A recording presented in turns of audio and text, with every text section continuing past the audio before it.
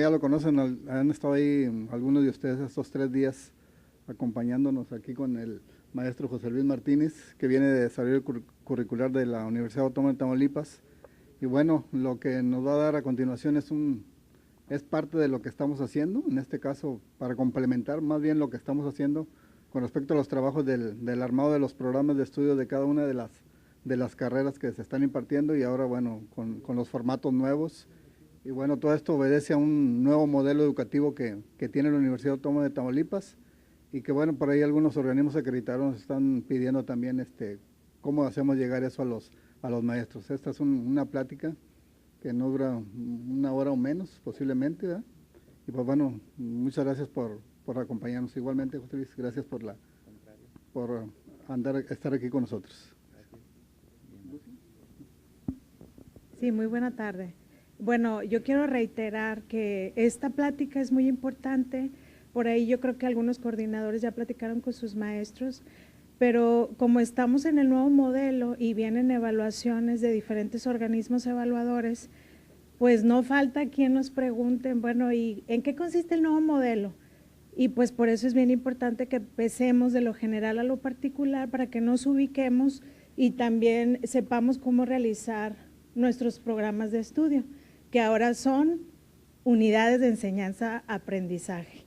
No todos han estado involucrados en la capacitación, pero poco a poquito vamos a ir haciendo grupos para que se capaciten en el desarrollo de este nuevo formato.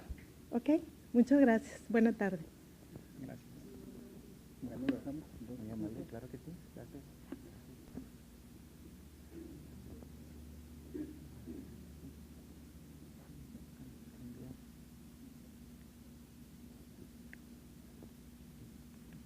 Buenas tardes, gracias por su asistencia a esta charla que vamos a tener con ustedes. Como ya comentaba nuestro director, bueno, pues la idea es hacer algunos comentarios con ustedes acerca de lo que es el modelo académico de la universidad. Sin duda alguna es una temática muy importante que nos remite a los aspectos que orientan el trabajo que lleva a cabo la universidad. Estamos en una dinámica de reforma curricular donde se nos ha ido solicitando una serie de actividades propias de este proceso que inician con aquel trabajo donde se revisa qué es lo que está pasando en el campo profesional y que poco a poco nos ha ido llevando hasta la parte en la que estamos en este momento de ya trabajar específicamente con los contenidos de las asignaturas. Sin embargo, bueno, lo que se plantea es muy interesante. Bueno, ¿qué es lo que pasa con ese modelo educativo que tiene la universidad? ¿Sigue vigente? ¿Ha sufrido cambios? ¿Sí? Inclusive pudiéramos preguntarnos, bueno, ¿en qué consiste este modelo? Es importante tomar en cuenta estos referentes porque de manera más amplia nos permiten orientar el trabajo que estamos llevando a cabo, ¿no? Entonces, ese es el objetivo un poco de esta plática. El darles esos elementos básicos del modelo que orienta todo el trabajo, todo el quehacer educativo de la Universidad Autónoma de Tamaulipas. Entonces, bueno, voy a pedir apoyo para el cambio de las diapositivas para poder… Ok, dentro de ese contexto institucional que hemos estado comentando, bueno, pues efectivamente existe un modelo educativo propio de la Universidad Autónoma de Tamaulipas. También existe un modelo académico. Vamos a resaltar mucho la diferencia que hay entre ambos. Pudiera haber confusión, pudiera haber por ahí a lo mejor alguna especie de indiferenciación entre ambos. Sin embargo, cada uno tiene sus características muy específicas. Vamos a ver aspectos también de la misión y de la visión de la universidad que están planteadas para este periodo rectoral y que de alguna manera también se relacionan mucho con ese modelo educativo y con ese modelo académico, ¿no?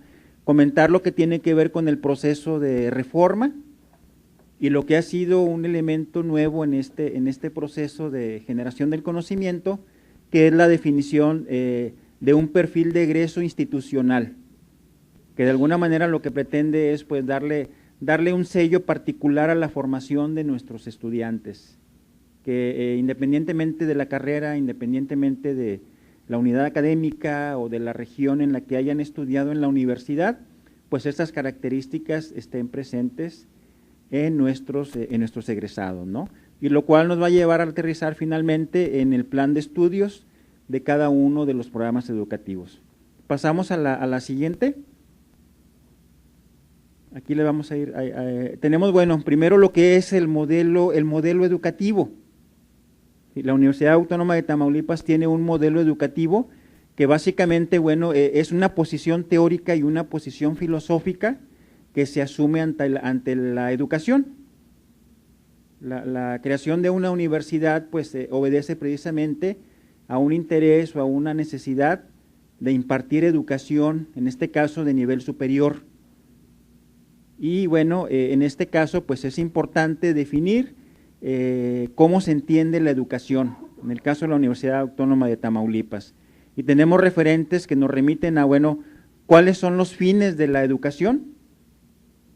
También tendríamos que reflexionar acerca de cuáles son los valores que se promueven a través de la educación, cómo se entiende el conocimiento, que es otro elemento fundamental para todo proceso educativo.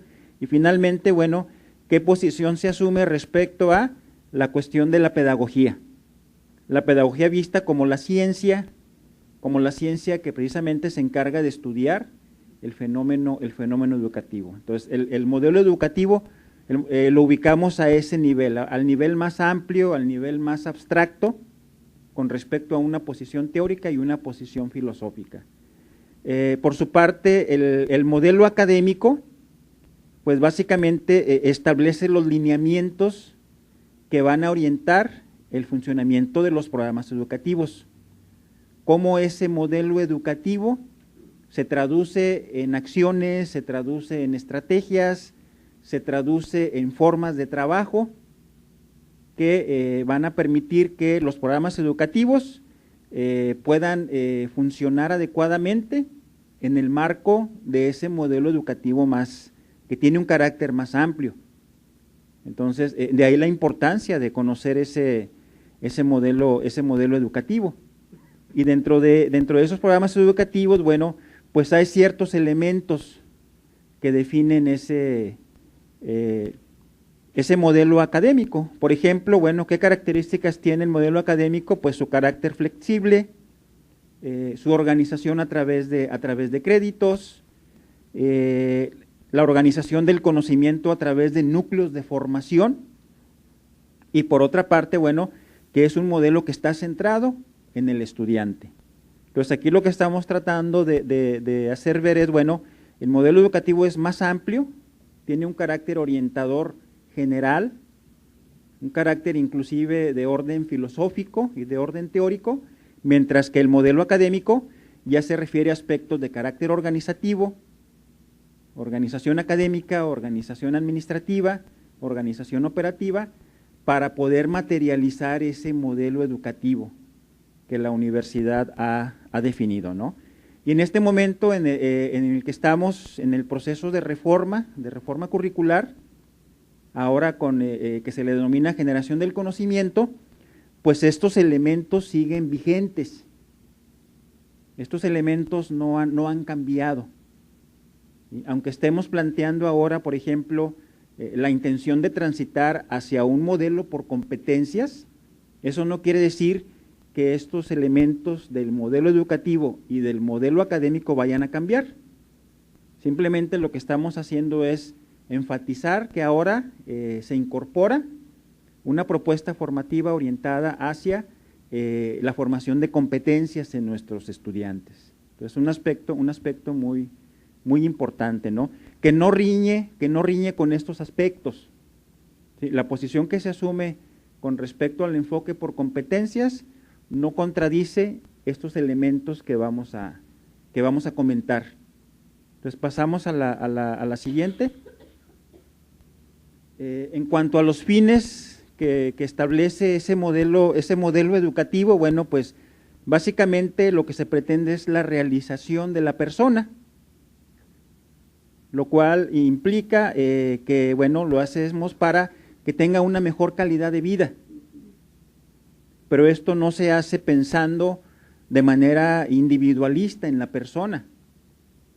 Se hace pensando en un sujeto que pertenece a una sociedad, que forma parte de un conjunto de personas, que forma parte de instituciones, que pertenece a una familia, y es en ese marco que se entiende o que estamos definiendo esa mejor calidad de vida, lo cual implica, bueno, pues que desarrolle sus capacidades, que desarrolle todas sus potencialidades de orden intelectual, de orden afectivo,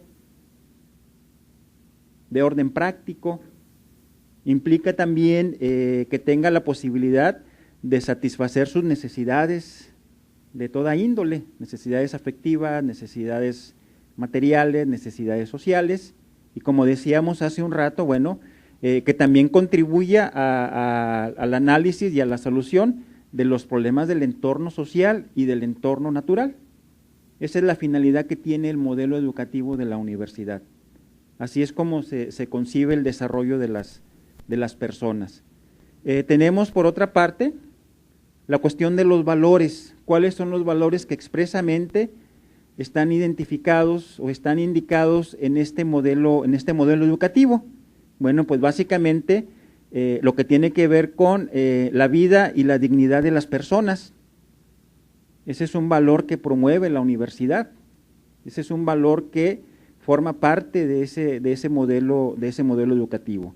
Otro valor también muy importante, la lealtad a la patria, reconocer que formamos parte de una nación que tiene una historia, que ha tenido todo un devenir, que también tiene cierta identidad nacional y que también, bueno, es importante que esto lo consideremos como parte de la formación de nuestros estudiantes. Valores como la responsabilidad y la honestidad para con uno mismo y para con los demás, es otro de los valores también muy importantes que se establecen dentro de ese modelo educativo. Otro valor también de orden prioritario es el interés y el compromiso para con el conocimiento, que como decíamos, bueno, pues la universidad trabaja no solamente para reproducir o para socializar el conocimiento. La universidad se pretende que también sea capaz de crear nuevos conocimientos a través de la investigación, por ejemplo. Investigación que realiza su planta académica, pero también formando egresados que sean capaces también de hacer investigación y de generar nuevo conocimiento para enfrentar la problemática en sus diferentes ámbitos de la vida social. También la universidad detenta el valor de tener un compromiso con el aprovechamiento y la conservación de lo que es el medio natural, la conservación del medio ambiente, hacer un uso racional de los recursos naturales. Se habla mucho ahora de lo que es el desarrollo sustentable, también es un elemento, uno de los valores que la universidad profesa, que la universidad establece como prioritarios. Y bueno, otro elemento también que complementa esta formación valoral tiene que ver con el aprecio por el arte y por la belleza, como un elemento que también es importante promover, un valor que también juega un papel primordial dentro de este modelo educativo, además de los aspectos de orden intelectual, de los aspectos de orden científico, disciplinario. También es importante que se tenga un valor hacia las expresiones artísticas en su más amplio sentido, hacia las expresiones culturales que son propias de nuestro país o de sus diferentes regiones, ¿sí? Y hacia la belleza que se puede expresar pues a través de diferentes actos que llevamos a cabo de manera cotidiana, ¿no? Entonces, en la parte de la cuestión de los valores, pues esto es lo que el modelo educativo de la universidad está planteando, que decíamos, bueno, siguen teniendo vigencia, siguen estando presentes dentro de este modelo educativo. Pasamos a la siguiente. La cuestión de la epistemología. ¿Cuál es la posición que guarda la universidad con respecto al conocimiento? Con respecto a cómo se crea el conocimiento, con respecto a cuál es el papel del sujeto ante el conocimiento. Bueno, aquí también la universidad asume un papel dentro del cual De entrada, se reconoce que el sujeto tiene una dimensión individual, pero también tiene una dimensión social. En todo proceso cognitivo intervienen aspectos de carácter psicológico relacionados con el desarrollo de ciertas capacidades intelectuales que son propias del ser humano, aspectos que tienen que ver con el funcionamiento neurológico. Se habla mucho ahora de las neurociencias, donde hay aportes muy importantes para entender cómo funciona el cerebro humano para crear un conocimiento, para crear emociones, para crear lazos afectivos, etcétera, procesos de memoria, procesos de comprensión, que desde el punto de vista de las neurociencias, bueno, pues tenemos ahora la posibilidad de comprender mucho mejor cómo se dan esos procesos cognitivos.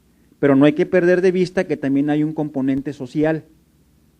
Nacemos formando parte de un grupo específico, de una familia, de una comunidad, donde hay ciertos aspectos de orden social, de orden cultural, de orden histórico, que de alguna manera también intervienen en esos procesos de construcción de un conocimiento, y que también es importante que los entendamos como parte de un proceso de aprendizaje en este caso, ¿no?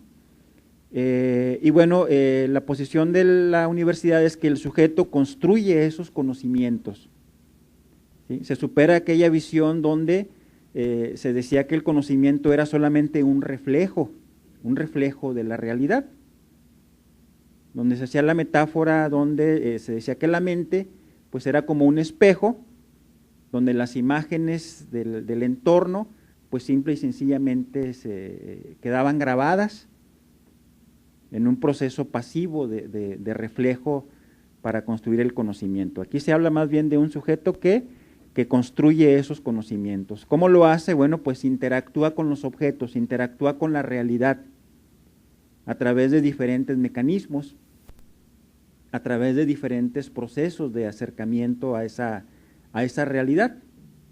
Inclusive, bueno, desde el nacimiento, desde el momento en que un recién nacido empieza a entrar en contacto con el medio ambiente de manera muy básica, pues ya empieza a establecer ese tipo de interacción, que cada vez se vuelven más complejas estas interacciones, que cada vez implican mayores objetos, implican incorporar elementos simbólicos para construir un lenguaje, que también sirve como mediador para relacionarse con la realidad.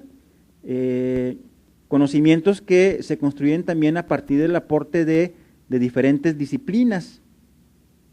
Muy importante que reconozcamos que el poder lograr un conocimiento más adecuado, más amplio de un objeto determinado, pues requiere del concurso de diferentes disciplinas, requiere del concurso de diferentes campos de conocimiento que ven el objeto de manera parcial, ¿sí? Pero que además cada visión complementa la comprensión del objeto. Simplemente cuando nos referimos a la persona, cuando nos referimos a un sujeto, cuando queremos comprender su actuar, pues lo podemos ver desde diferentes disciplinas, lo podemos ver desde el punto de vista psicológico, lo podemos ver desde el punto de vista sociológico, lo podemos ver desde el punto de vista fisiológico inclusive, o desde el punto de vista antropológico, ¿sí? Aquí lo importante es entender que esas visiones disciplinarias, pues al ser parciales, también se complementan para poder entender mejor a una persona, ¿no? En su actuar, en su forma de pensar, en su forma de proceder dentro del ámbito social. Pero además también es un conocimiento que se realiza de manera contextualizada, es decir, siempre va a haber ciertos elementos del contexto que van a estar presentes en esa interacción, en esa construcción del conocimiento. Aspectos del contexto de orden cultural, de orden social, de orden inclusive económico, que van a determinar o van a influir en gran medida en cómo la persona construye ese conocimiento. Entonces, esa es la manera en que la universidad entiende el conocimiento, ¿sí? Y de ahí vemos cómo, bueno, ya cuando se empezó a trabajar con el modelo Misión 21, como lo vamos a ver un poco más adelante, pues se hablaba, por ejemplo, del constructivismo como una de las bases que van a orientar esa reforma curricular, ¿sí? Porque precisamente se parte de esta noción del conocimiento, ¿no? El conocimiento como una construcción activa por parte del sujeto. No es solamente el reflejo de la realidad. El sujeto interactúa, el sujeto transforma la realidad a través de esas formas de pensar. Pasamos a la siguiente. Bien, tenemos después lo que es la educación. La educación vista en este caso como un fenómeno, y que en este caso se entiende como la formación de personas. La educación es un hecho eminentemente humano. La educación es un proceso a través del cual vamos adquiriendo nuestra identidad, nuestra forma de pensar, nuestra manera de ser. Es un proceso a través del cual asumimos ciertos valores, cierta ideología, ciertas costumbres, ciertas formas de actuar y de pensar. Entonces, en este caso, lo que se pretende es que la educación contribuya al desarrollo de la capacidad de análisis de las personas, al desarrollo de su pensamiento crítico, no solamente a la acumulación de conocimientos de manera mecánica o de manera arbitraria. Y más allá de eso, se piensa en desarrollar estas capacidades de análisis y de emitir juicios críticos. Lo cual implica, bueno, pues pensar en la cultura en su sentido más amplio, para que de esta manera el sujeto pueda tanto interpretar una realidad como contribuir a su transformación. Esos son aspectos fundamentales que la universidad plantea dentro de su modelo educativo. Formar personas que sean capaces de darle sentido a una realidad, de interpretarla a partir de ciertos referentes culturales, pero no solamente eso, sino también que se comprometa o que se involucre con la transformación de esa realidad. Tenemos también, bueno, personas que son capaces de reflexionar acerca de su entorno, acerca de su actuar cotidiano, acerca de cómo todos los días estamos contribuyendo a la transformación de esa realidad en diferentes ámbitos, en la familia, en el trabajo, en la escuela.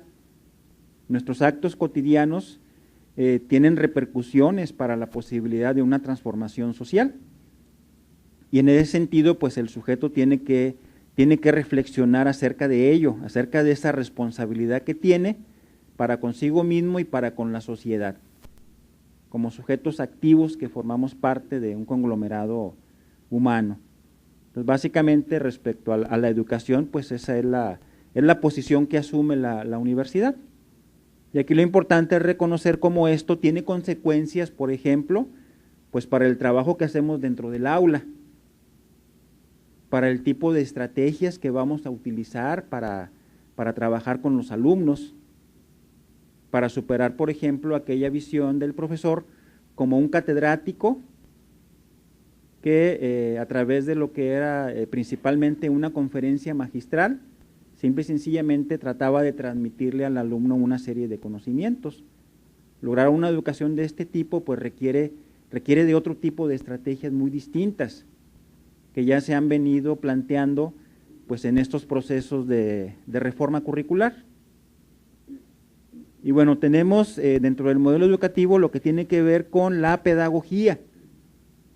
¿Cuál es la diferencia entre la educación y la pedagogía? Bueno, pues que la pedagogía viene a ser la ciencia que se encarga del estudio de la educación, aunque todavía no haya un consenso respecto a que si la pedagogía puede subirse a una categoría de ciencia o si solamente podemos considerarla a un nivel técnico. Bueno, lo cierto es que la pedagogía consiste en una reflexión sistemática, una reflexión consciente con respecto a ese hecho educativo que lleva a cabo, en este caso, la universidad. Y en este caso, bueno, la pedagogía de la universidad está sustentada en lo que se conoce genéricamente como la psicología cognitiva, una serie de aportes de diferentes corrientes psicológicas que de alguna manera hasta el momento, bueno, siguen teniendo vigencia, siguen siendo aportes relevantes para el campo educativo, y que básicamente coinciden en entender el aprendizaje como un proceso, ¿sí? Como un proceso que tiene ciertas características. Es un proceso activo, es un proceso complejo, es un proceso continuo, y además implica también una evolución de formas de pensar, una evolución de estructuras de pensamiento que van llevando al sujeto a formas de pensar y a formas de actuar que son cualitativamente distintas, que son cada vez más de orden más complejo o de orden más abstracto, por ejemplo. Y en este caso, dentro de la psicología cognitiva, pues la enseñanza se entiende como aquella actividad que va a facilitar ese proceso de aprendizaje. Y de ese sentido se trata de superar la visión de la enseñanza como una simple transmisión de conocimientos. A lo mejor en algún momento dentro del trabajo del profesor, pues sí tendrá que transmitirle verbalmente un conocimiento, un concepto, una teoría al estudiante, pero se considera que esto no es suficiente para que se logre el aprendizaje. Tendrá que haber otros procesos para que el estudiante elabore esos conceptos, para que los trabaje, para que los asimile, para que los transfiera a otros contextos de aplicación, pero no quedarse solamente en ese nivel de transmitir o de pretender transmitir mecánicamente una determinada información. Y bueno, dentro de esto ha habido todo un desarrollo de lo que se conoce como la psicología instruccional, o también se le puede llamar psicología educativa. La psicología pues tiene diferentes campos de aplicación en el área clínica, en el área laboral, en el área familiar, pero también hay toda una serie de aportes muy importantes en el campo de la educación, y específicamente en el campo de la educación escolar, que se desprenden de esta corriente cognitiva, ¿no? Entonces ahí también es muy importante ahí también reconocer cómo el modelo educativo de la universidad se identifica o reconoce de manera explícita los aportes de la psicología cognitiva. ¿Cuáles son esos aportes de manera más específica? Por ejemplo, la teoría de la equilibración de Piaget, la teoría sociocultural de Vygotsky, la teoría del aprendizaje significativo de David Ausubel, y los aportes de la teoría del procesamiento de la información, como algunos de los más importantes. No los únicos, pero a lo mejor los que han sido más representativos de esta corriente de la psicología cognitiva, ¿no? Bueno, ¿qué tenemos más adelante? Bueno, aquí lo estamos tratando de presentar de otra manera. Durante muchos años, sobre todo por allá en la década de los 70s, el aprendizaje era más concebido como un proceso de asociación simple, y dentro de esa concepción pues estaba vigente las teorías conductistas, dentro de las cuales, bueno, el aprendizaje se explica simplemente como respuestas a estímulos que de alguna manera se reflejaban en conductas, de ahí su nombre de teoría conductista. El aprendizaje es una respuesta observable a un estímulo ambiental. Entonces se hablaba ahí de una asociación entre el estímulo y la respuesta, ¿sí? O al revés, entre la respuesta y el estímulo, ¿sí? Que se convertía en un reforzador de la conducta, o bien, si era una conducta no deseable, se hablaría de un reforzamiento negativo para tratar de inhibir esa conducta. Entonces, detrás de esto había una noción muy limitada de la persona. El alumno en la cuestión del ámbito escolar, el alumno era reducido simple y sencillamente a un sujeto que respondía a los estímulos que el profesor organizaba dentro del aula y que se traducían en respuestas observables, que se daban, por ejemplo, a través de las famosas pruebas objetivas. Había una organización de la estructura didáctica a partir de objetivos específicos, objetivos fragmentados, objetivos medibles, y la forma de evaluar era a través de la observación tangible, de la observación medible de esas respuestas del estudiante. Después viene una teoría que trata de superar esa visión conductista, que se conoce como los aportes de la teoría del procesamiento de la información, donde básicamente se hace una analogía entre la manera en la que funciona una computadora para almacenar y para procesar información y el funcionamiento de la mente. Se decía ahora que bueno, que el aprendizaje se daba también a través de esos procesos de elaboración de la información, pero seguía vigente de alguna manera esa visión de carácter asociacionista, ¿sí? De alguna manera superaba la visión conductista, pero seguía teniendo esta nueva posición ciertos tintes de carácter asociacionista, ¿no?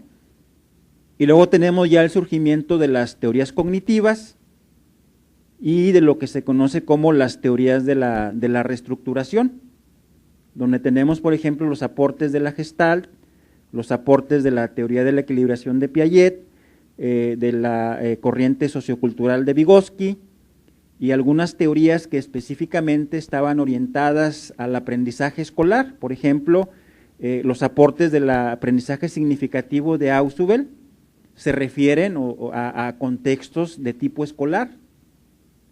Sus trabajos de investigación se llevaban a cabo precisamente en situaciones de tipo escolar. Lo mismo pasa con el aprendizaje social. Ya se refieren más a una psicología del aprendizaje, pero en el entorno de la escuela. Mientras que los aportes de Piaget, los aportes de Vygotsky, los aportes de la Gestalt, pues se daban más a través de investigación que se realizaba en diseños más de corte experimental, más de tipo clínico que de tipo escolar. Sin embargo, son aportes que también enriquecen mucho el trabajo dentro del aula, ¿no? Entonces, aquí lo que tratamos de representar, ¿alguien quería comentar algo? Lo que tratamos de representar es precisamente, bueno, cómo ha evolucionado la psicología del aprendizaje, cómo se ha ido pasando de esos modelos donde el conocimiento era entendido simplemente como asociaciones a procesos que ahora se entienden más bien como una reestructuración. ¿Una reestructuración de qué? De esquemas de pensamiento, de formas de pensar, de conceptos que de alguna manera, bueno, cambian mucho la manera de entender el aprendizaje de la persona, ¿no? Entonces, ahora pensaríamos más en función de que para que nuestros alumnos aprendan, no se trata solamente de que asocien información o de que acumulen información, sino que se trata de reestructurar sus esquemas y sus formas de pensar. Y eso nos abre un panorama para que nuestro trabajo como profesores dentro del aula, pues pongan al alumno a interactuar con el objeto de conocimiento, que trabaje con los contenidos, que trabaje con la información, que la procese, que busque respuestas a problemas planteados de manera hipotética o a problemas que están retomados de la vida real. Entonces, esa es la base de lo que de lo que plantea la universidad dentro de ese modelo educativo, ¿no? Pasamos a la siguiente. Bueno, esas teorías que también se les conoce como mediacionales o teorías cognitivas, podemos ver aquí, bueno, que establece que entre el estímulo y la respuesta ocurren una serie de procesos. ¿Sí? Esa es la diferencia con respecto a la posición conductista, que establecía que el sujeto simplemente, bueno, emite una respuesta mecánica a un estímulo que recibe. Lo que plantean las teorías cognitivas es, bueno, efectivamente, el sujeto recibe un estímulo, pero para que emita una respuesta, pues hay toda una serie de procesos que le dan sentido a la respuesta que va a emitir. ¿Sí, maestra? Sí.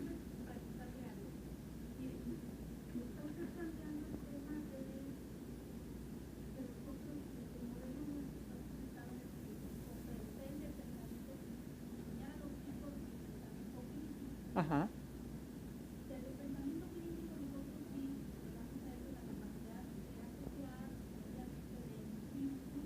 Ajá.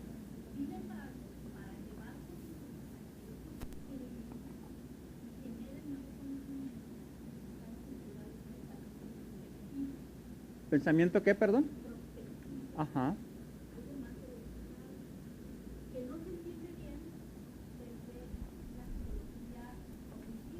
Ajá.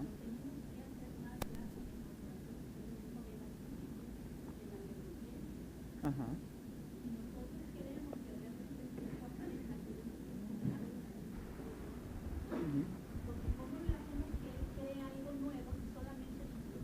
Nubia. Creo yo que cómo podemos o cómo queremos que él cree algo nuevo o que genere nuevo conocimiento si no le estamos enseñando pensamiento prospectivo, que también se le llama utópico, que es la capacidad que él tiene ya de crear algo nuevo a partir de lo que él aprende, entiende y asocia. No sé ahí si alguna vez se han planteado esa reflexión.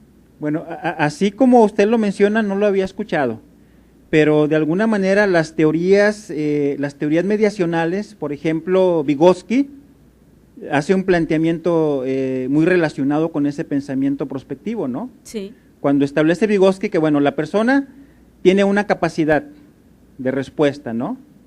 Es capaz de llevar a cabo ciertas acciones de tipo intelectual o de tipo físico, de tipo práctico, ¿no? Vygotsky habla, por ejemplo, de una zona de desarrollo próximo. Sí.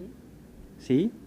Y nos dice, bueno, la zona de desarrollo próximo es aquello que el sujeto es capaz de hacer o que potencialmente es capaz de hacer, siempre y cuando se le dé la ayuda necesaria para ello. ¿Sí? Vygotsky resalta mucho el papel del aspecto sociocultural. Sí. Si ese sujeto que está ubicado en cierto nivel de aprendizaje se le ubica en un entorno favorable para que pueda avanzar hacia la zona de desarrollo próximo, pues entonces el sujeto va a llegar el momento en que va a poder llevar a cabo esa nueva tarea o en el que va a poder adquirir ese nuevo aprendizaje de manera autónoma. ¿Sí? Entonces, de alguna manera, aunque no se mencione como tal, pues sí se reconoce, vaya, esa posibilidad o esa necesidad de llevar al sujeto a que piense más allá, ¿sí? O que anticipe una solución o una forma de pensar para responder a una situación de manera diferente, ¿no? Sí. ¿Sí? O lo que plantea Piaget como equilibración. ¿Sí? También. Se entiende que Ajá. eso lo consigue el individuo a partir de los 24 años, porque cerebral, o sea, la estructura fisiológica y neurológica del cerebro tiene esa capacidad, no antes de los 24. Ajá. Entonces, nosotros queremos que ellos creen cosas nuevas o que generen nuevo conocimiento cuando anatómica y fisiológicamente no están listos para ello, y menos si nosotros no le damos a ellos la capacidad de crear cosas nuevas a partir del pensamiento prospectivo. Claro. Entonces, creo yo que a lo mejor podríamos, no sé, replantear algo a partir de eso. Es lo que yo he aprendido a partir, tanto en la experiencia en el aula como pues lo que he leído. No sé qué opine usted de eso. Sí, bueno, lo que pasa es que de hecho el sujeto desde que adquiere, por ejemplo, el lenguaje, ¿sí? Pensemos en una herramienta tan básica como es la adquisición del lenguaje, ¿no? ¿Cómo adquirimos el lenguaje? ¿Sí? Por ejemplo, Chomsky plantea que tenemos una capacidad innata para el lenguaje. Sí. ¿Sí? Que tenemos una capacidad potencial para desarrollar el lenguaje, pero también él señala que el lenguaje, bueno, se adquiere en un contexto social. Esa capacidad innata, pues se desarrolla cuando el sujeto interactúa con las demás personas, ¿no? ¿sí? Y aquí plantearíamos un ejemplo muy básico. ¿Cómo es que un niño de temprana edad que está en ese proceso de adquisición del lenguaje utiliza a veces los verbos irregulares, los utiliza como si fueran verbos regulares? Sí. ¿Sí? Cuando el niño dice, por ejemplo, en vez de decir yo sé, Yo sabo. el niño dice yo sabo. Sí. ¿Sí? Y bueno, pues eso nunca lo escuchó, porque los adultos no hablamos así. Cuando yo expreso un conocimiento, digo, yo sé que la pelota está guardada en tu cuarto. ¿Sí? Pero el niño lo que hace es tratar de darle sentido o tratar de darle una lógica al lenguaje, y el niño dice yo sabo. ¿Sí? Y él nunca escuchó a nadie mencionar esa palabra. Fue una construcción del niño o un intento del niño de tratar de darle una lógica al lenguaje, ¿no? Entonces, pues eso no es otra cosa que una creación del niño, es una construcción mental que el niño llevó a cabo, ¿no? Entonces, ya desde ahí está la capacidad de aprender del sujeto, ¿sí? De crear o de construir un conocimiento. Sí, claro, con el paso del tiempo, los convencionalismos del lenguaje que va a adquirir formalmente en la escuela, pues le van a decir que hay verbos regulares, que hay verbos irregulares, que hay ciertas reglas arbitrarias para el uso del lenguaje, ¿sí? Y que bueno, pues que las va a aprender y las va a utilizar como parte de su lenguaje, ¿no? Pero ahí tenemos un ejemplo muy claro, desde que se nace se tiene esa capacidad de construir un conocimiento, ¿no? ¿Sí? Independientemente de que sea a una edad temprana. Claro, conforme el sujeto pasa por diferentes etapas de crecimiento y de desarrollo, pues esas capacidades de aprendizaje van cambiando, ¿sí? Habla, por ejemplo, Piaget de que el aprendizaje inicial, cuando el sujeto ya es capaz de tener un pensamiento concreto, pues requiere de la presencia de los objetos para poder pensar, por ejemplo, matemáticamente, ¿sí? Y a veces lo que pretende la escuela es, por ejemplo, enseñarle a sumar o enseñarle a restar, pero solamente lo hacemos en el pizarrón, ¿sí? Le decimos al niño 2 más 2 son 4. Bueno, eso es solamente una representación simbólica de los números y de la operación de la suma.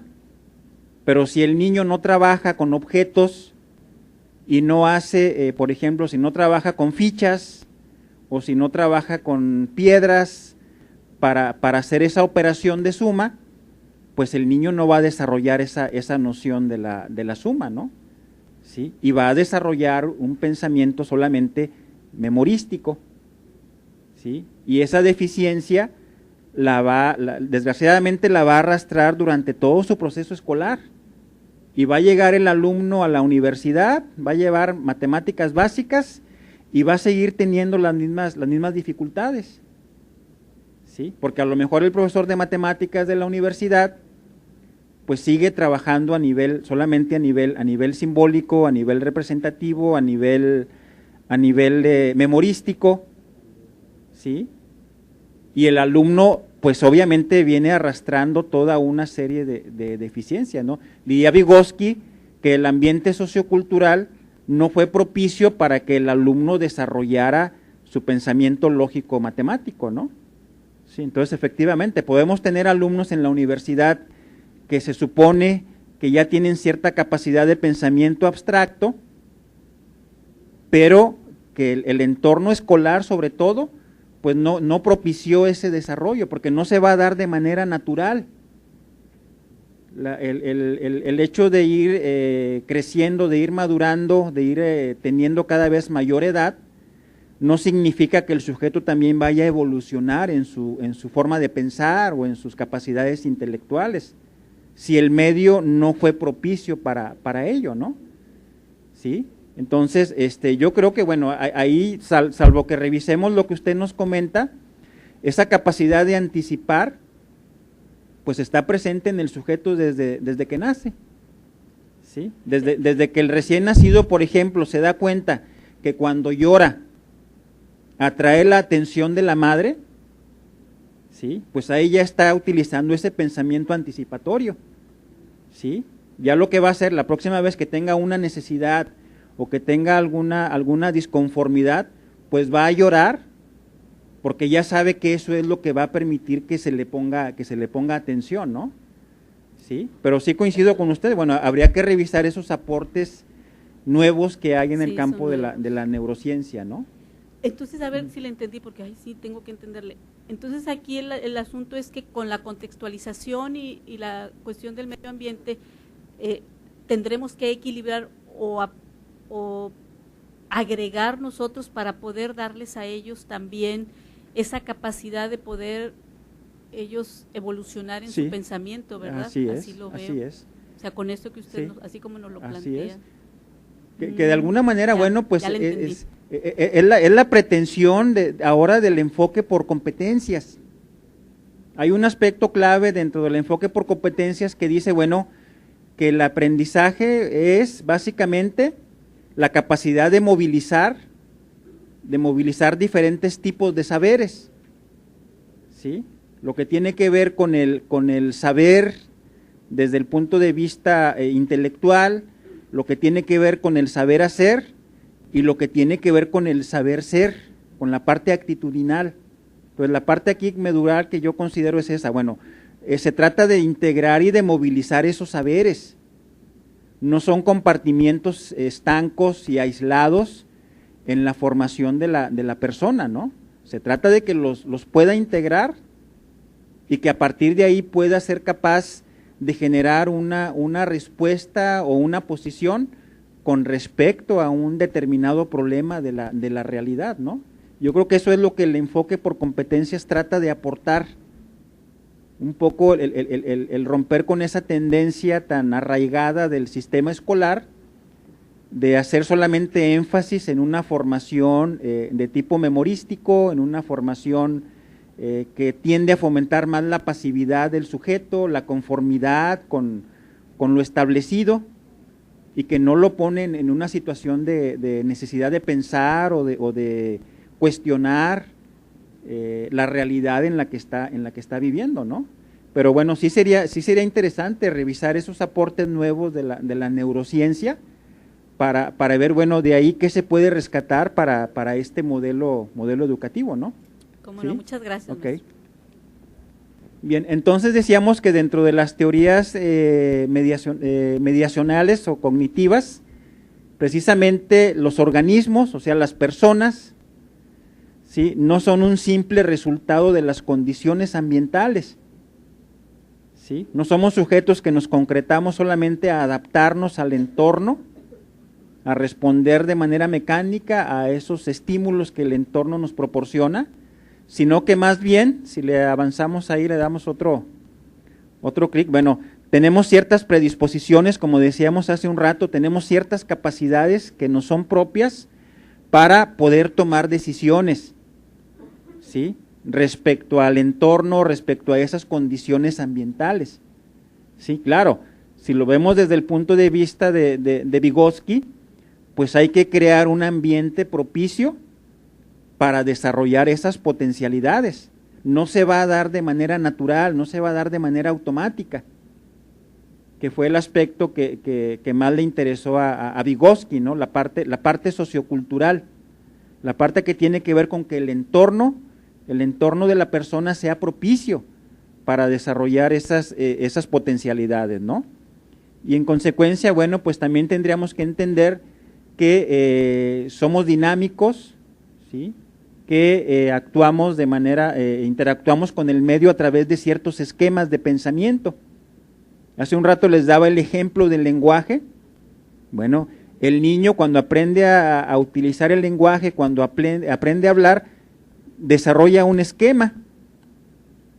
El hecho de que los verbos irregulares no los identifique, pues es porque su esquema todavía no le permite diferenciarlos. Y para él todos los verbos son regulares, todos los verbos se conjugan bajo una misma lógica. Pero ya cuando se da cuenta de que hay ciertos verbos irregulares, pues ese esquema se modifica. No es solamente nueva información, es un esquema mental que se modifica, ¿sí? Así como también se modifica, por ejemplo, bueno, cuando el niño aprende a sumar y cuando lo hace trabajando con objetos o manipulando ciertos objetos físicos, pues también desarrolla el esquema de la suma. No nada más memoriza la ecuación matemática que está en el pizarrón, sino que comprende en qué consiste esa operación lógico de carácter matemático, ¿no? Pero es necesario que lo haga primero con objetos, porque su esquema mental a la edad de 5 o de 6 años, para que aprenda a sumar, requiere hacerlo con fichas, requiere hacerlo con objetos, que el niño pueda ver, que el niño pueda manipular, para si tiene 2 fichas y le agrega, con la mano le agrega 2 fichas, él ya se da cuenta de que se incrementó la cantidad de fichas. Ahí hay un esquema de pensamiento, pero que depende mucho de los objetos, ¿sí? Ya cuando el niño posteriormente esa operación la logra hacer mentalmente, pues ya estamos hablando de ese nivel de abstracción. El niño puede sumar sin necesidad de tener las fichas, sin necesidad de tener ahí los objetos, ¿no? Entonces, esos procesos son básicos para que el alumno, cuando llegue a etapas escolares más avanzadas, pues también pueda pensar de manera abstracta, ¿sí? Lo cierto es que todavía tenemos alumnos a nivel universitario que todavía muchas de sus formas de pensar se refieren a un nivel muy concreto, y por eso tenemos dificultades para que hagan un ensayo, para que argumenten sus ideas, para que elaboren propuestas creativas, porque todavía están muy apegados a ese esquema de pensamiento concreto, ¿sí? Aquí la cuestión es, bueno, como universidad, pues tenemos ese reto, ¿no? De plantearle al sujeto actividades, pues que le permitan superar ese esquema de pensamiento concreto, y que le dé la posibilidad de trabajar a través del pensamiento abstracto, ¿no? Generar hipótesis, hacer inferencias, relacionar información de diferentes contextos, ¿sí? Para aplicarla en situaciones diversas del entorno social, por ejemplo, ¿sí? Ahí es donde está el reto que tenemos como universidad, ¿no? ¿Sí?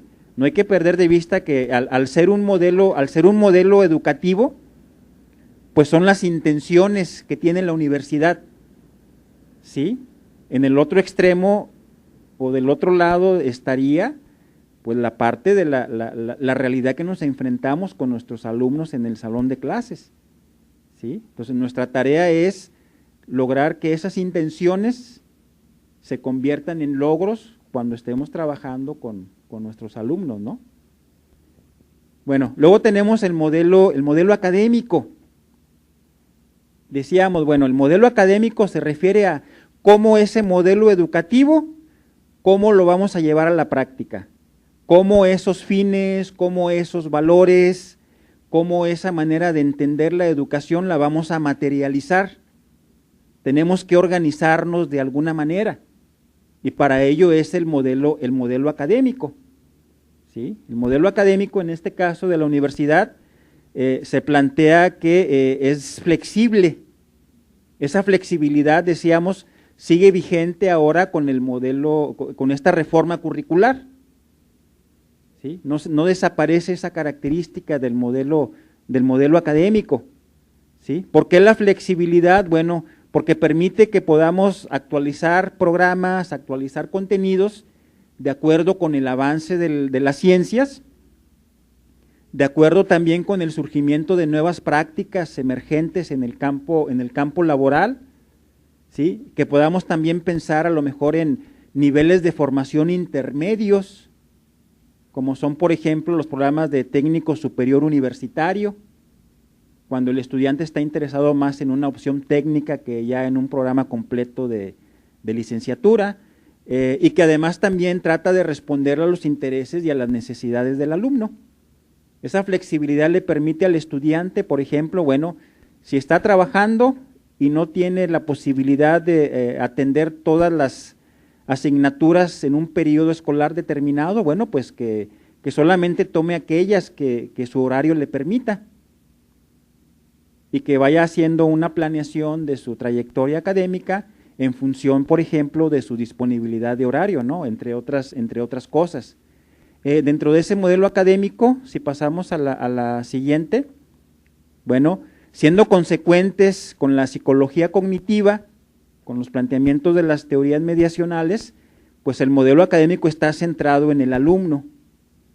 El alumno es visto como un sujeto activo y la idea es, bueno, ayudarlo a que desarrolle todas sus potencialidades. Sí, vuelvo a repetir, este es lo que propone el modelo académico. Sabemos que esto es todo un reto, sabemos que hay muchas dificultades para lograrlo, pero esto es lo que está planteado en el plano de las intenciones y de los medios de la universidad. Y además la organización está realizada a través de núcleos de formación. Un núcleo de formación básico, un núcleo de formación disciplinaria y un núcleo de formación profesional.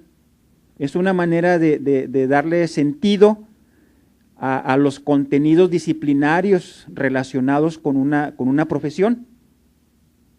Y aquí lo que llama la atención es precisamente, por ejemplo, ese núcleo de formación básica, pues precisamente parte de su existencia, pues es para responder a toda esa serie de carencias que sabemos que los estudiantes tienen cuando llegan a estudiar una carrera, en el área de matemáticas, en el área de estrategias de aprendizaje, ¿sí? En el área del conocimiento de su entorno social, ¿sí? Etcétera, ¿no? En la cuestión del inglés, por ejemplo, que también ahora es una cuestión muy importante que la universidad está tratando de lograr, ¿sí? Dentro de esa formación básica se incluyen esos elementos, ¿no? Claro, hay que evaluar y hay que reconocer pues que hemos tenido serias dificultades para lograr que esto se lleve a buen término y que obtengamos buenos resultados, ¿no?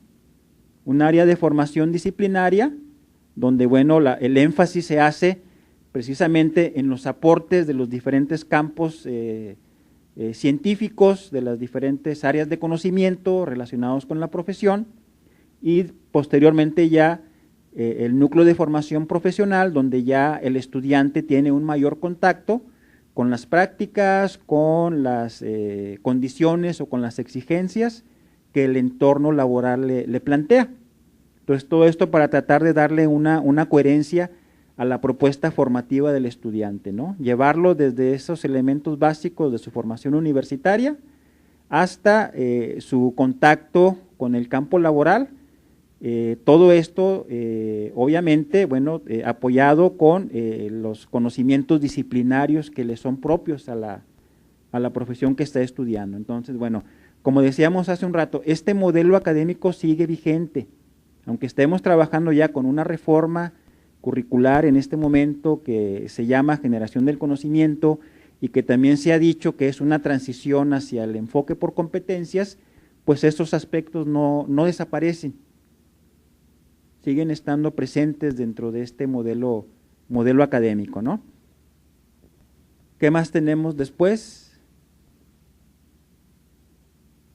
Ok, bueno, otra manera también de vincular este modelo educativo y este modelo académico con la universidad tiene que ver, bueno, con lo que se plantea dentro de lo que es el plan de desarrollo institucional, donde pues hemos rescatado ciertos aspectos que están relacionados precisamente con esta reforma curricular en la que estamos trabajando, ¿sí? Con respecto a la misión y con respecto a la visión de la universidad al 2017. Dentro de la misión de la universidad, pues se destaca que una tarea fundamental que tenemos como universitarios, pues es formar profesionistas, formar artistas, formar técnicos que básicamente, bueno, sean útiles a la sociedad y que desarrollen algunas de las cualidades que ya hemos mencionado anteriormente: conciencia crítica, actividad reflexiva, que sean participativos en la problemática social, que tengan capacidad para aprender durante toda la vida y además también para adaptarse a diferentes circunstancias en un entorno tan cambiante como en el que estamos viviendo en este en este momento, ¿no? También dentro de el plan de desarrollo institucional se plantea la visión, cómo estamos viendo a la universidad en un futuro, aunque aquí se plantea al 2017, pues por una parte, bueno, se piensa en una universidad que promueve la formación humana, la formación ética, la formación en valores, de manera explícita se reconoce como parte de lo que la universidad pretende lograr en el futuro. La formación no tiene que ver solamente con los aspectos estrictamente relacionados con la disciplina o con el campo de conocimiento o con la ciencia, sino que también implica la parte de una formación humana. Se piensa también en una universidad, bueno, que utiliza tanto la educación virtual, la educación presencial y la educación abierta. A lo mejor en este momento la universidad en su mayor parte está conformada por programas presenciales. La idea es que poco a poco también se fortalezca ofertas de carácter virtual, ofertas abiertas de formación, que no dependan de la presencia física del alumno con el maestro para poder formar a un profesionista. Y por otra parte, bueno, que también la universidad pues sea sensible a los cambios que se están dando en el entorno, que se asuma cada vez más una perspectiva de carácter internacional y que además promueve también la sociedad del conocimiento, como los aspectos que en este momento también pues es importante considerar, considerando los procesos de globalización que estamos viviendo, ¿no? ¿Y qué más tenemos por ahí? Bueno, pues lo que tiene que ver con la pertinencia de los programas educativos.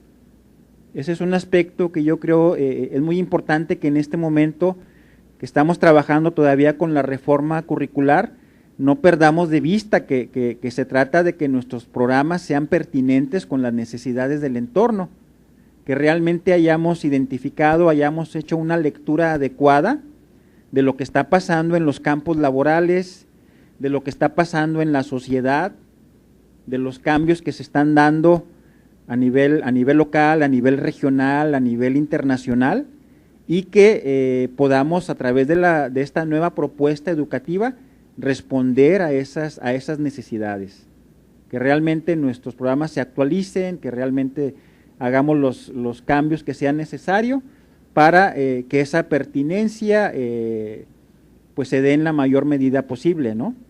Eso se plantea también desde el punto de vista de la misión y de la visión, que vuelvo a repetir, es la parte de las intenciones o es la parte de los propósitos que tiene la universidad. Sabemos que estamos ante retos, que estamos ante una serie de problemáticas muy complejas que tenemos enfrente, pero bueno, pues la idea es que estos elementos pues sirvan como orientadores de todo ese trabajo que estamos llevando a cabo y que estamos ahora planteando o aterrizando en esta reforma curricular.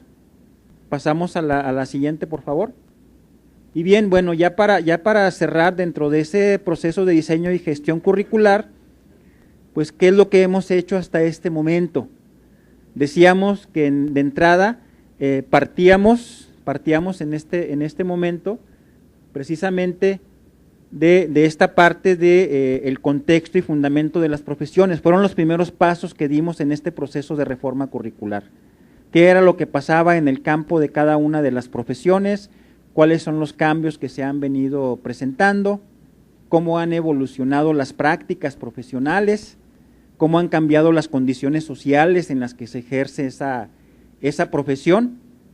Aquí también fue muy importante hacer un análisis de lo que otras instituciones de educación superior estaban proponiendo para formar profesionistas afines. ¿Qué tendencias hay en la formación de los profesionistas? ¿Qué innovaciones, qué nuevas formas de trabajar se estaban llevando a cabo en otras instituciones? ¿Qué es lo que plantean asociaciones de profesionistas? ¿Qué es lo que plantean los expertos en cada una de las áreas? ¿Cuáles son las propuestas, por ejemplo, también de organismos acreditadores con respecto a cada una de las profesiones, para que a partir de ahí podamos definir cuál va a ser el objetivo y cuál va a ser el perfil profesional que le va a dar sentido a la reforma de cada una de las carreras, de cada uno de los programas educativos. Y ya posteriormente, bueno, la estructuración de los conocimientos, que en términos prácticos se tradujo en la elaboración del mapa curricular, de la secuencia curricular, para responder a ese objetivo y a ese perfil que tenemos planteado. Y bueno, ya la parte en la que estamos trabajando en este momento, ¿no?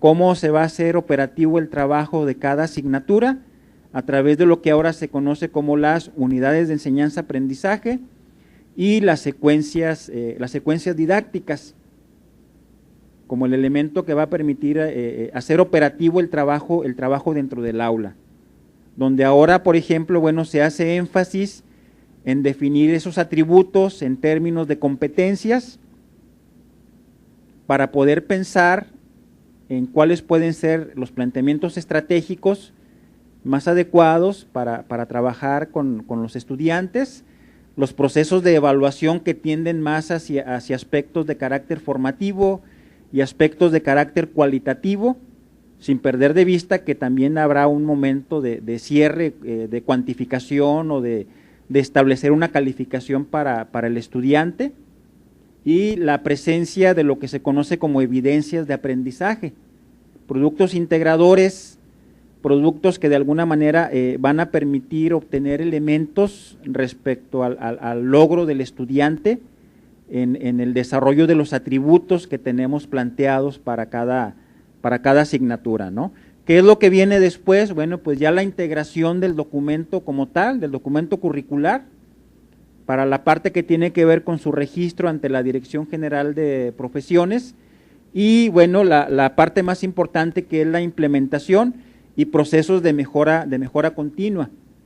La reforma curricular no termina cuando se tiene ya el documento nuevo, ¿sí?, sino que implica también un proceso de implementación, un proceso de seguimiento, de evaluación y de mejora continua, ¿sí? Bueno, es importante no perder de vista que este proceso de reforma curricular pues se da dentro de un marco de un modelo educativo y de un modelo académico que de alguna manera pues le va a dar sentido a mucho de lo que podamos plantear en este momento, ¿no?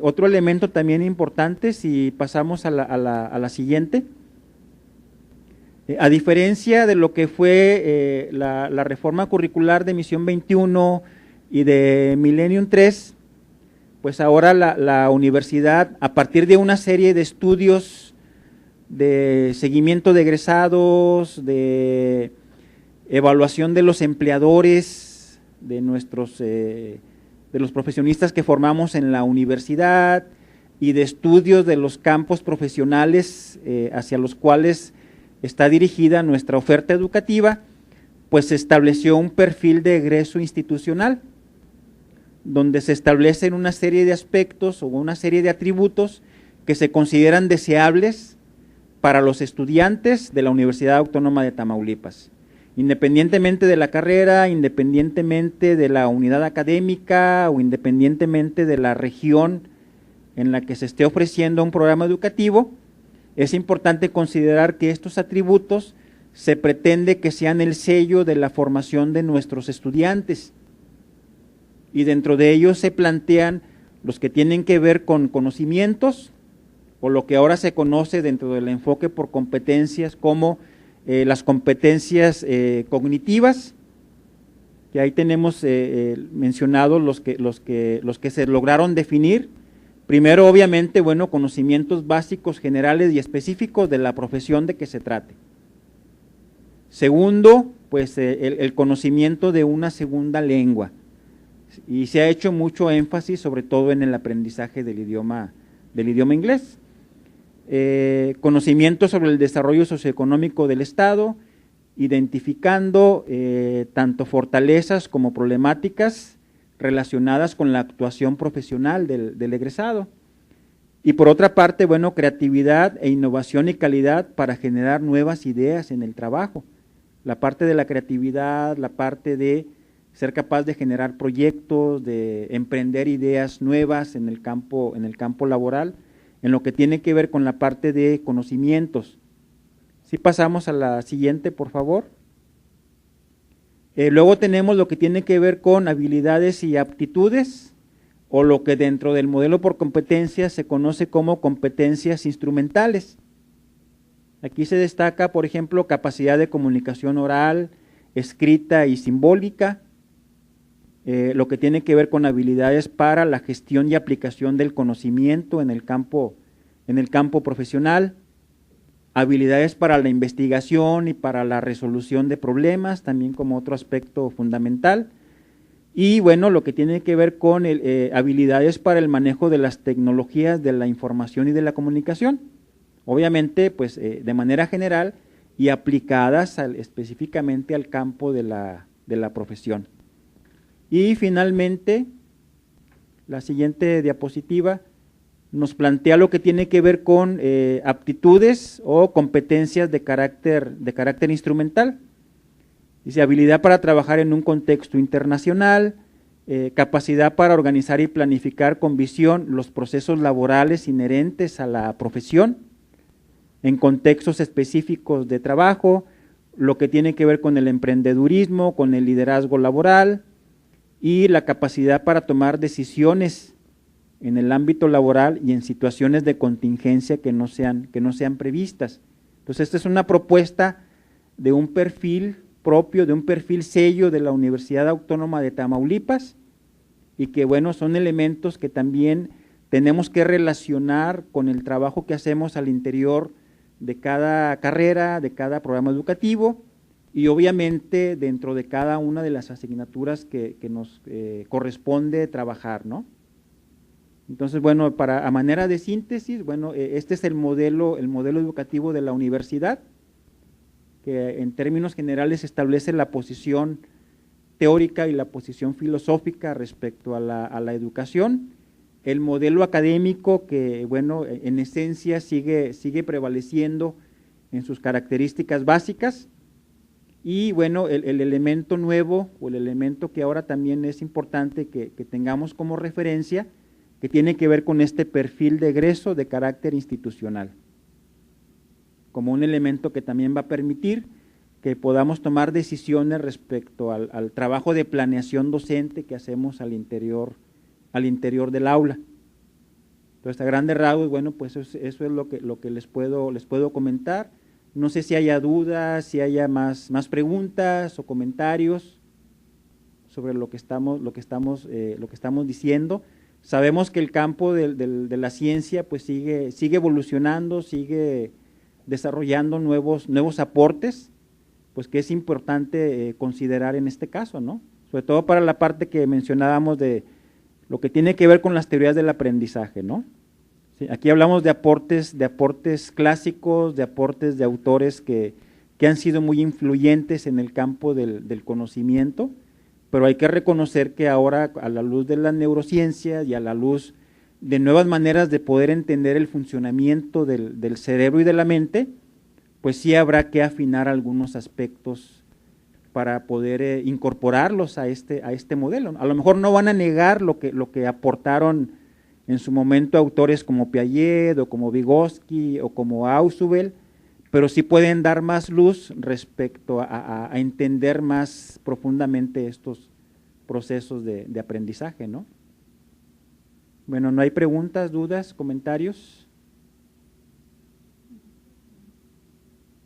¿Todo quedó muy claro o ya tenemos hambre, ya queremos irnos a comer?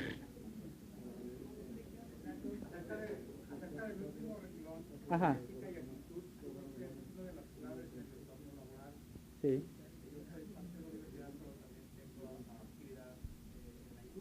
Ajá.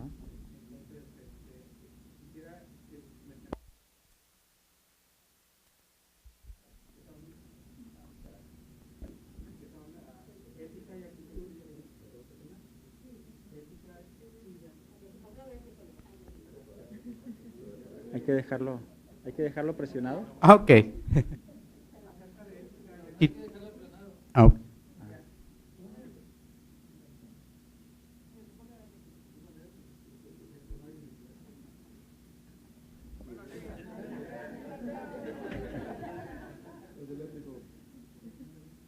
Bueno, como quiera. No, se escucha. Acá, como quieras. Actitud, ética y actitud en el entorno laboral donde estoy, tienen un valor muy, muy grande. De hecho, incluso sobre el tipo de carrera que haya estudiado el alumno. Si trae suficiente actitud, para mí tiene más valor a veces que lo que trae, la carrera que trae, ¿verdad? Entonces, no sé si pudiera mencionar acerca de eso, la universidad, ¿cuál es el planteamiento? Sí, yo creo que, bueno, a nivel del planteamiento más general, pues ya cuando veíamos la parte de valores del modelo educativo, la parte del tipo de persona que se pretende formar, pues ahí están planteados básicamente esos aspectos de orden ético, ¿no? Aquí yo creo que el reto para la universidad es precisamente cómo va a transitar eso ya en la parte operativa. En el modelo de Misión 21, pues se incorporó la materia de profesión y valores. Sí, dice, bueno, ahora ya hay una asignatura que por cierto solamente tenía una carga horaria de dos horas por semana, donde se supone que el estudiante iba a trabajar los aspectos propios de la profesión. ¿Sí? O sea, cada profesión obviamente pues detenta o se identifica más con cierto tipo de valores, con cierto tipo de corrientes dentro del campo de la ética, y que ya había ahí un espacio en la malla curricular, ¿no? Bueno, ya hay una asignatura. Aquí a lo mejor lo que ha faltado es evaluar pues cuál ha sido el impacto que ha tenido esa asignatura dentro del plan de estudios, ¿no? Que yo creo que por lo que yo percibo, pues ha sido un impacto muy limitado, porque todavía se limita mucho al esquema de presentar ciertos contenidos al estudiante, ¿no? Y no aprovechar la asignatura, por ejemplo, para problematizar, para estudiar diferentes casos relacionados con la profesión, para analizar diferentes formas de actuar ante esas situaciones, y todo hacerlo desde un referente filosófico, ¿no? de la ética y de los valores, ¿sí? Ahora la diferencia tal vez con el modelo de generación del conocimiento es, bueno, independientemente de la asignatura que tú estés impartiendo, no hay que perder de vista que dentro de los atributos que tú vas a definir para trabajar con esa asignatura está el componente de los valores y de la ética. ¿Sí? Si mi asignatura es, por ejemplo, Psicología 1, o yo voy a dar Historia de la Psicología, aunque mi materia yo defienda que tiene un carácter eminentemente teórico, bueno, la propuesta de la unidad de enseñanza-aprendizaje me dice, ok, define cuáles van a ser los conocimientos que el estudiante va a adquirir, define también cuáles van a ser sus competencias en términos de habilidades, pero también me vas a definir esas actitudes y esos valores que son afines a esa asignatura.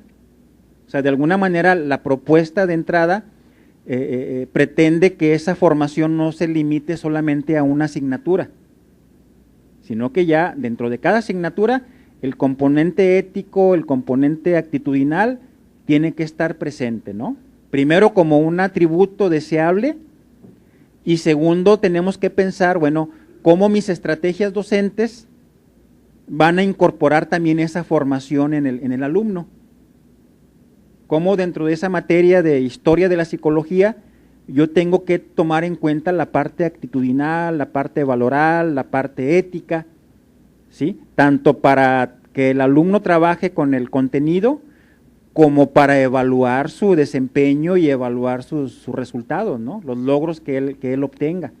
Yo creo que ese es un elemento que a lo mejor tendríamos que hacer más explícito o tenerlo muy presente al momento de estar trabajando con este nuevo plan de estudios. O sea, mi preocupación como docente, si es una materia teórica, no es solamente que el alumno domine el conocimiento.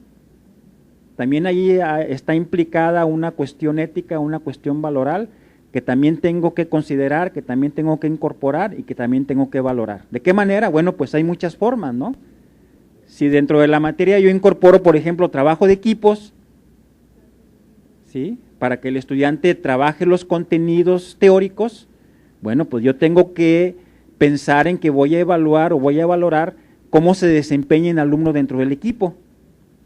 Si se integra al equipo, si colabora, si tiene iniciativas que aportar dentro del equipo, si es capaz de tener una actitud receptiva ante las opiniones de los demás, si es respetuoso de lo que sus compañeros están aportando para trabajar en el equipo. Entonces ahí ya está incorporada la parte valoral, ¿no? Y la parte de la ética, ¿no? Pero sí tenemos que tenerlo más consciente como profesores, ¿no? A lo mejor lo que hacíamos era, bueno, organizamos el trabajo del equipo, ahí ustedes se entienden, ustedes se organizan, ustedes me van a entregar un producto por equipo, pero cómo lo hagan, pues eso ya no depende de mí, ¿no? Ahora es al revés, ahora esa parte formativa también es importante que la consideremos, ¿no? Tanto en la estrategia como al momento de evaluar el desempeño del estudiante, ¿no? No sé, sería una manera en la que ahora tendríamos que tratar de aterrizar esta parte, ¿no? ¿Sí? No sé si hay algún otro comentario, preguntas. No sé si podría comentarlo rapidito que por eso está seccionado en lo que es el nuevo formato, Ajá. el saber hacer Sí. y que Lo puede plantear, claro. Sí, sí. De hecho, hemos estado comparando mucho lo que era antes el programa de asignatura dentro del modelo de Millennium 3 y lo que es ahora la propuesta de la unidad de enseñanza-aprendizaje. En el programa anterior de cada asignatura, pues solamente se planteaban, bueno, estos son mis objetivos generales. Y luego se planteaban los objetivos de cada una de las unidades temáticas. Ahora, dentro de la nueva propuesta de la unidad de enseñanza-aprendizaje, se va a definir de manera explícita lo que tiene que ver con el saber, o sea, lo que tiene que ver con, bueno, cuáles son los conocimientos que el estudiante adquiere con esta asignatura. Y luego se establece también de manera explícita en otra sección cuáles son las habilidades o cuáles son las competencias prácticas, qué es lo que el estudiante va a saber hacer, ¿sí? Y luego viene otra celda donde se establece precisamente lo que tiene que ver con el saber ser, que es esa parte que estamos comentando, ¿no? O sea, cuáles van a ser las actitudes, cuáles van a ser los valores que se considera el estudiante va a desarrollar cuando trabaje con esta asignatura, ¿sí? Independientemente de que la materia tenga un carácter teórico o tenga un carácter práctico, o sea, una materia ya de trabajo en laboratorio, o sea, una materia de trabajo práctico allá en la empresa, ese elemento va a estar ahí presente, ¿no? Va a ser necesario que el profesor reflexione primero sobre ello, ¿sí? Para que lo pueda enunciar y obviamente no perder de vista que al momento de plantear sus estrategias docentes y al momento de plantear sus estrategias y sus instrumentos de evaluación, pues tiene que considerar esos tres tipos de atributos, ¿sí? Voy a evaluar lo que sabe, voy a evaluar lo que sabe hacer y voy a evaluar también esa parte del ser, esa parte actitudinal, esa parte ética, pues también va a ser motivo de valoración en el proceso del desempeño del alumno, ¿no? O sea, ya está planteado ahí de manera explícita, ¿no? ¿Sí? O sea, no es solamente un cambio de formato, o sea, es un cambio en la intención formativa, ¿sí? Es un cambio en la intención formativa, por eso decíamos, es una transición hacia el enfoque por competencias. Tal vez algún organismo acreditador, si viene algún par evaluador de alguna institución donde ya tienen más años trabajando con el modelo y ya lo dominan, o ya ellos tienen una posición específica respecto al enfoque por competencias, bueno, pues simple y sencillamente es hacerles ver que estamos transitando hacia, ¿sí? Estamos pasando, históricamente estábamos trabajando con un modelo distinto, bueno, estamos en una etapa de transición, estamos incorporando elementos del enfoque por competencias para transitar hacia un modelo ya más estructurado, más armado, Y va a ser importante pues estar evaluando cómo funciona todo esto dentro del aula, ¿no? Para que podamos enriquecer más esta propuesta. Y por otra parte, algo que hemos comentado en la Dirección de Desarrollo Curricular, bueno, pues también tenemos que pensar en actualización docente.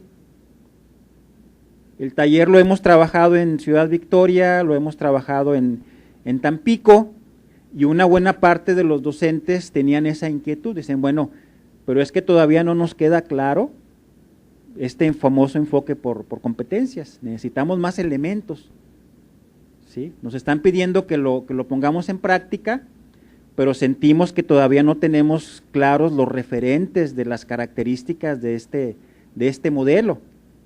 Entonces ahí hay un área en la que tenemos también que trabajar muy, muy fuerte, ¿no? O sea, a trabajar a través de cursos, a través de diplomados, que tengan que ver con el enfoque por competencias, para darle al profesor también esos elementos, ¿no? Porque también dentro del enfoque por competencias, pues hay diferentes corrientes, ¿no? Hay una corriente dentro del enfoque por competencias que se identifica mucho con el conductismo, por ejemplo, ¿sí? Y no es la posición que está asumiendo la universidad, porque no sería congruente con su modelo educativo, ¿sí? Estamos pensando más en un enfoque por competencias que sea afín con las posturas constructivistas, donde se ve que el aprendizaje es más que ser una cuestión de lo logras o no lo logras, más que una cuestión de tienes la competencia o no la tienes, se trata de verlo como un proceso gradual, donde el estudiante se va aproximando al desarrollo y a la adquisición de ciertas competencias. Y el profesor pues le corresponde apoyarlo en ese proceso, ¿sí? Que es lo que se trata de la unidad de enseñanza-aprendizaje y la secuencia didáctica, pues eso es lo que trata de plantear, o sea, ¿qué propuesta tiene el profesor para lograr que el estudiante desarrolle estas competencias que yo ya tengo definidas, ¿no? De antemano. Bueno, ¿alguna otra pregunta, comentarios, quejas, sugerencias? ¿Quién va a invitar a comer y a dónde? Bueno, pues yo les agradezco mucho la atención, es la segunda vez que estoy aquí trabajando con ustedes y pues siempre han sido muy, muy amables, muy atentos y bueno, pues espero que no sea la última vez. Yo creo que esto hay que seguirlo discutiendo, hay que seguirlo trabajando, hay que organizar más talleres o más cursos, más actividades de este tipo, porque sí tenemos enfrente una tarea bastante ardua que realizar. Gracias. Bueno, damos por terminada la plática. Reciban una disculpa por parte del director porque se tuvo que retirar, no estaba en los planes. Nuevamente, muchísimas gracias por su participación, por estar aquí presentes y para darle seguimiento a este trabajo tan pesado que viene. Y sí va a haber otras capacitaciones y pues aprovechamos que el doctor ya dijo que sí viene, entonces pues le tomamos la palabra. Tenemos un regalito de parte de todos los maestros del director, es la insignia del logotipo de la universidad que todos queremos, ¿verdad? Para que la lleve también usted ahí con... Ok, muchas gracias, buena tarde.